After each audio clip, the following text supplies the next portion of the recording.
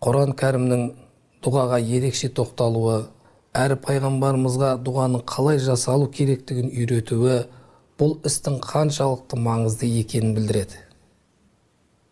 Сонымен қатар хадистерде де дұғаның артықшылығына баса назар аударылған. Ғаламға рахым ретінде жіберілген пайғамбарымыз саллаллаху алейхи уассалам үмбетіне дұғаны қай кезде қалай жасау керектігін үйретіп кеткен. Оның өміріне қарасақ, әрбір сәтті дұғасыз өткізбегенін байқаймыз. Пайғамбарымыз саллаллаху алейхи уассалам әд-дуау мухул ибада дейді. Яғни дұға құлшылықтың негізі деп, құлшылық негізінің дұға екенін айтқан. Дұға жасаудың алтыншы шарты тек бір Алладан ғана сұрау.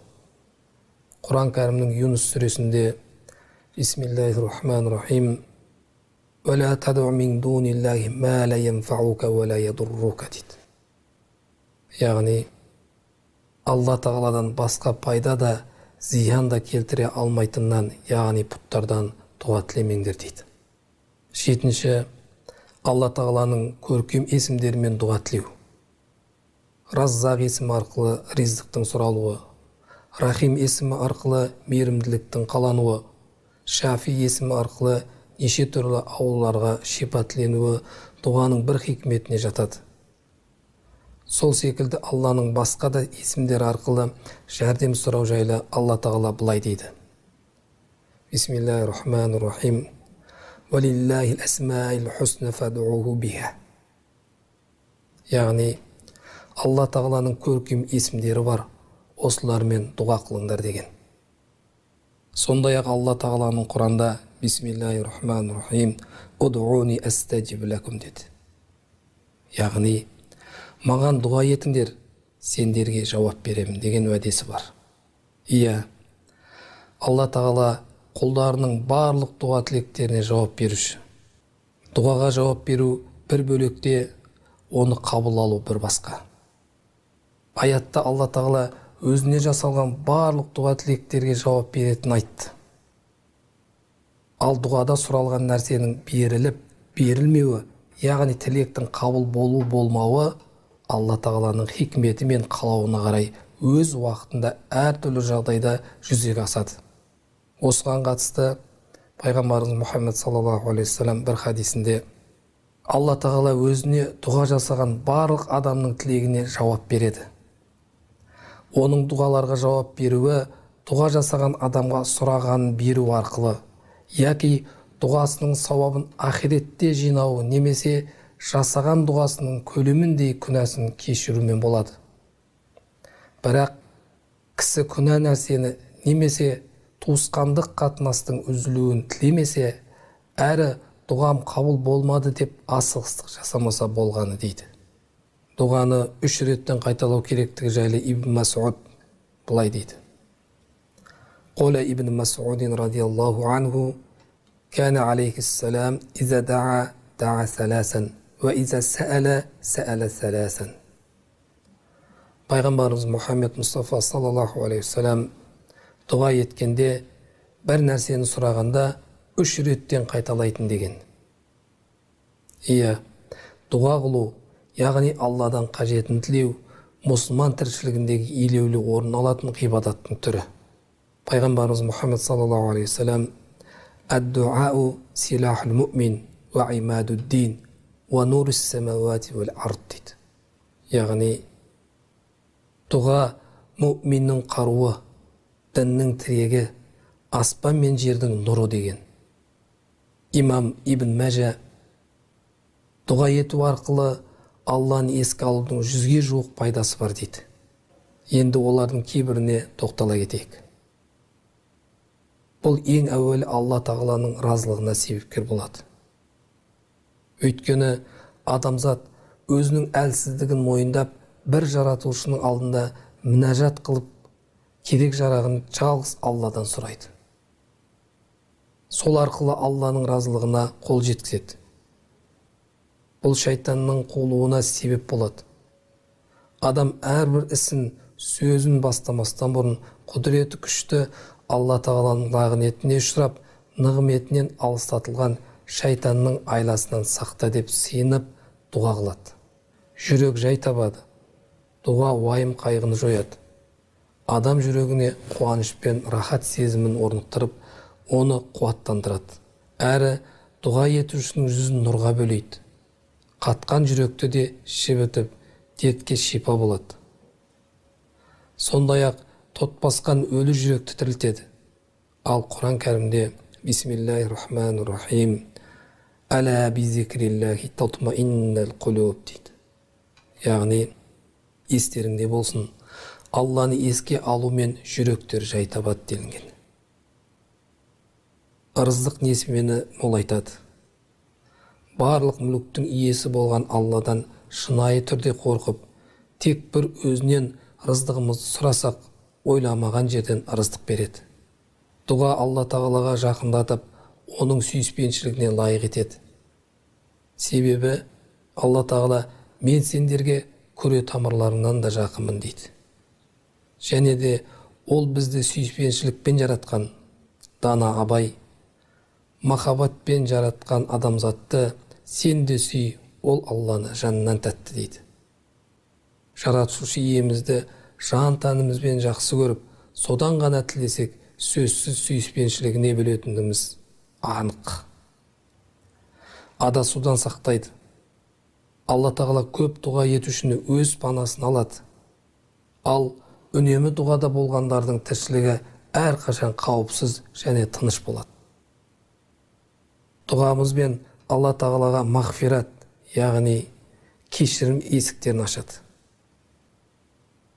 Сондай-ақ оңаша отырып, шын ықыласпен жылап тілеген дұға қиямет күні Алла тағаланың таңдаулы пенделеріне арналған саябақтың көлеңкесіне паналауына мүмкіндік болады.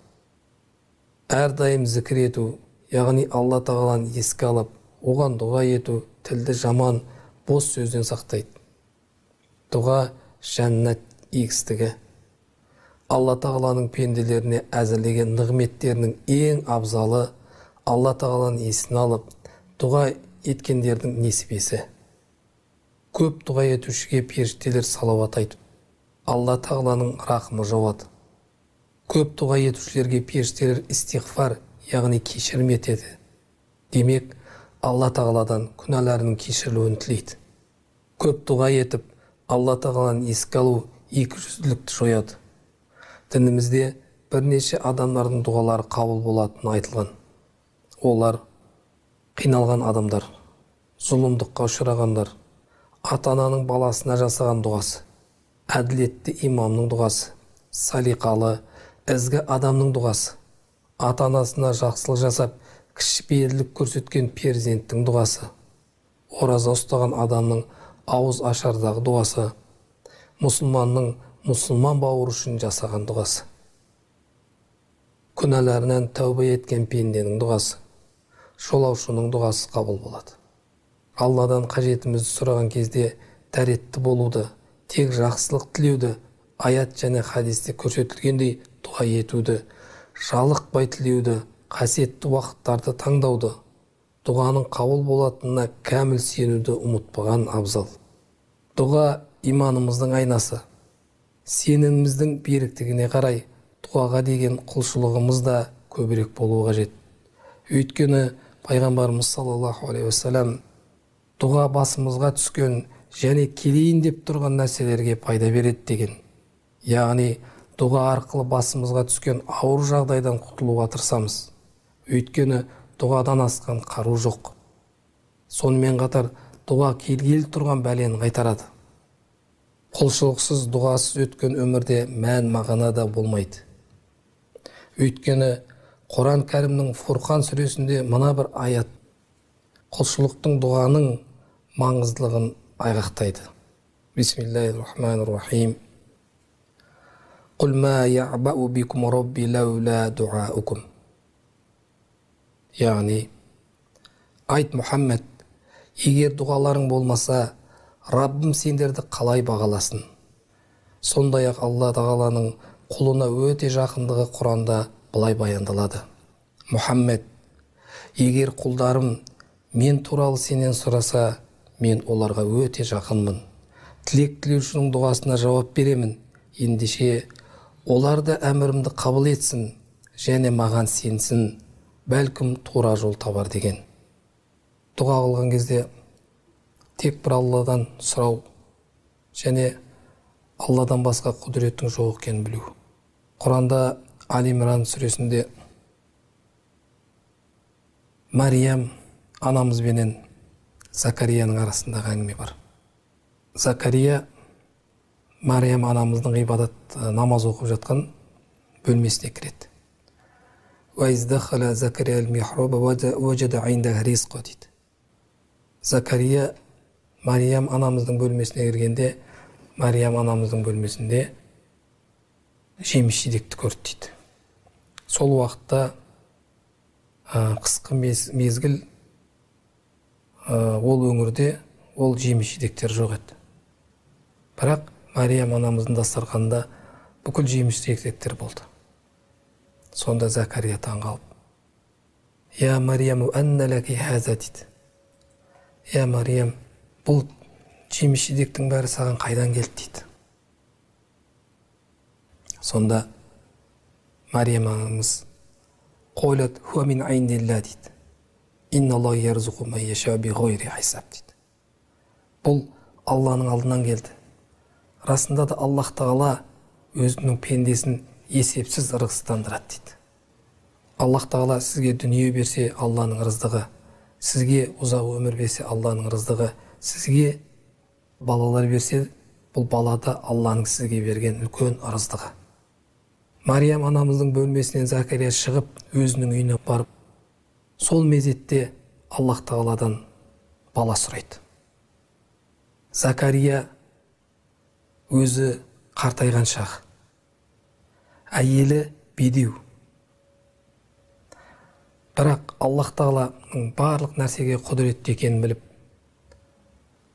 Закария Аллах Тағаладан дұға тілейді. «Хуналика даа Закария робба. Қол робби хабли мин ладунка зурриятан таййиба» дейді. Сол уақытта Закария бөлмесіне барып: «Я Раббым, маған салихалы ұрпақ бер» деп сұрайды. Аллах Тағала оның дұғасын қабыл етіп, Закарияға Яхияны береді. Міне дұғаның күштілігі. Және дұға қылар кезде Аллах Тағалаға шынайы сенімменен дұға қылудың ерекшелігі. Ескере кетер тағы бір жағдай, дұғаның ең жарқын нәтижесі мынау: дұға жасаған кісі өзінің дұғасын естуші, мейірімін төгіп, мұң-мұқтаждықтарына жауап беруші ұлы құдіреттің бар екенін біледі. Өзінің осынау әлемде жалғыз, қорғансыз емес екенін түсінеді. Ол барлық нәрсеге құдіреті жететін, кез келген нәрсені әп-сәтте жарататын жаратқанға мұңын шағу арқылы мойнындағы ауыр жүктен арылып, көңілі сергіп, жеңілдеп қалады. Иә, шын мәнінде дұға ол ғибадат. Алла Тағала шын ықыласпен тілеген дұға ғибадаттарымызды қабыл етсін. Тілеген тілегімізді қайырмен қабыл еткей. Дұғамыз қабыл, мұратымыз асыл болғай. Әмин.